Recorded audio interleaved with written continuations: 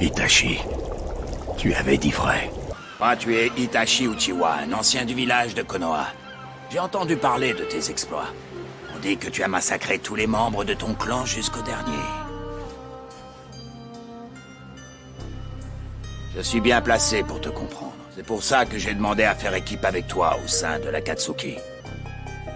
Personne d'autre ne connaît la sensation qu'on éprouve quand on élimine froidement quelqu'un avec qui on a grandi, quelqu'un qu'on côtoie tous les jours. Tu as la langue bien pendue. Mais toi qui prétends me connaître, te connais-tu toi-même?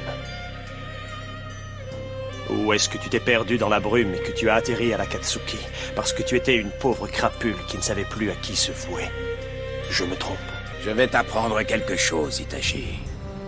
Certaines espèces de requins sont ovovipares. Ça signifie que les œufs éclosent à l'intérieur des entrailles de la femelle qui met bas ensuite. Mais en étudiant ces espèces, des chercheurs ont remarqué que le nombre des naissances était bien souvent très inférieur au nombre d'œufs éclos dans le ventre maternel.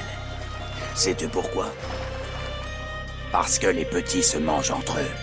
À peine sortis de l'œuf, les bébés requins s'entre-dévorent dans le ventre de leur mère et seuls les plus forts s'en sortent. La lutte pour survivre s'engage dès la naissance. Dans ce monde, c'est chacun pour soi. Il ne faut pas trop s'attacher aux autres. Et puisqu'on va faire équipe au service de l'Akatsuki, toi et moi, je préfère te mettre en garde. Surveille tes arrières. Je te conseille d'en faire autant. Bah, ça ne nous empêchera pas de passer de bons moments ensemble. Avec un peu de chance, on sera toujours du même côté, on n'aura jamais à s'affronter.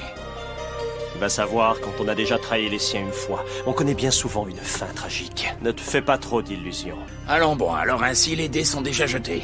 On n'aura pas la plus petite chance de rédemption, toi et moi. Je n'ai pas dit ça. On reste des êtres humains. Malgré tout. Personne n'a le droit de nous juger avant la fin. Parce que l'homme est capable du pire comme du meilleur jusqu'au bout.